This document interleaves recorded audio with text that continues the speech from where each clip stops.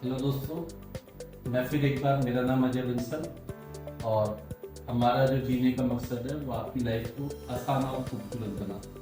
लगातार आपको financial knowledge देते हुए, ना कि फाइनेंशियल बल्कि और भी हम स्किल्स आपको और भी स्किल्स बढ़ाएंगे, जिससे वास्तव में आप देखेंगे कि आपकी लाइफ बहुत अच्छी हो जाएगी अगर आपने उसको अपने जीवन में उतारा। दोस्तों, पिछले एपिसोड में मैंने बताया था कि आदमी को बजट बनाना चाहिए और जो उसका एक पोर्शन सबसे पहले इंश्योरेंस में डालना चाहिए।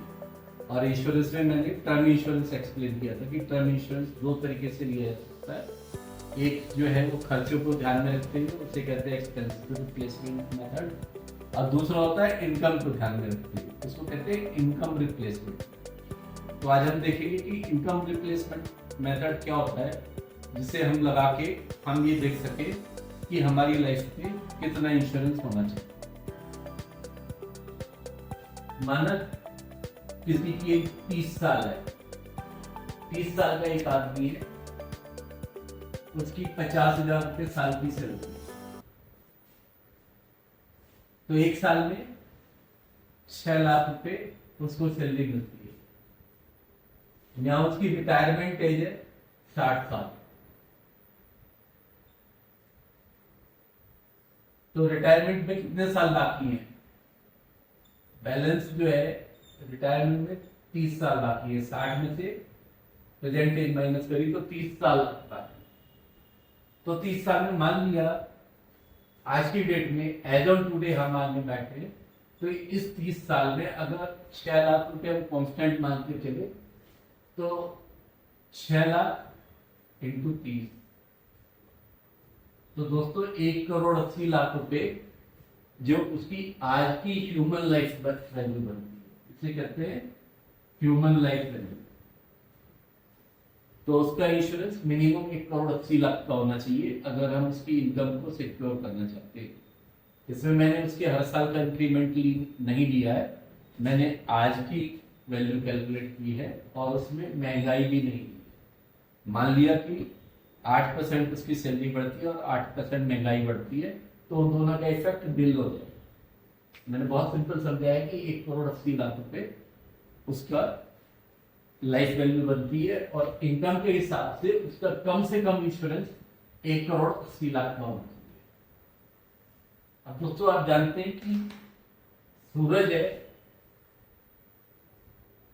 सूरज के चारों ग्रह है, उपग्रह है, ये सूरज के चारों ओर चक्कर लगा रहे हैं। अगर भगवान सूरज के पास आए और ग्रह से पूछे कि आप लोग क्या चाहते हो, तो बोले भगवान हम चाहते हैं कि आप सूरज को लगातार एनर्जी देते रहो, क्योंकि हमारे अंदर भी जो जान है ना, हम सूरज से ही एनर्जी लेके इसके चारों तरफ चक्कर लगा रहे हैं। अभी हम हमारे अंदर भी जान तब तक बनी हुई है जब तक सूरज हमें एनर्जी देता। तो हम ये चाहते हैं कि आप सूरज को वरदान दो, वो हमेशा हमें एनर्जी देता रहे, जिससे कि हम भी जिंदा रहे, हम हमेशा ऐसे ही चक्कर लगाते रहे। दोस्तों, इसी तरीके से आदमी की इनकम है। मान लिया ये सूरज, मान लो ये इनकम है, और ग्रह कौन से? ग्रह हमारे सारे खर्चे, घर का खर्च, राशन का खर्च, पढ़ाई का खर्च, घूमने का खर्च, खाने का खर्च, कपड़ों का खर्च, ये सारे खर्चे हैं। और ये सारे कब तक चक्कर लगा रहे हैं? जब तक हमारी इनकम परमानेंट है। अगर आदमी के साथ कोई मिसहैपनिंग हुई तो उसी दिन ये इनकम खत्म हो जाएगी। और एक्सपेंसेस का क्या होगा?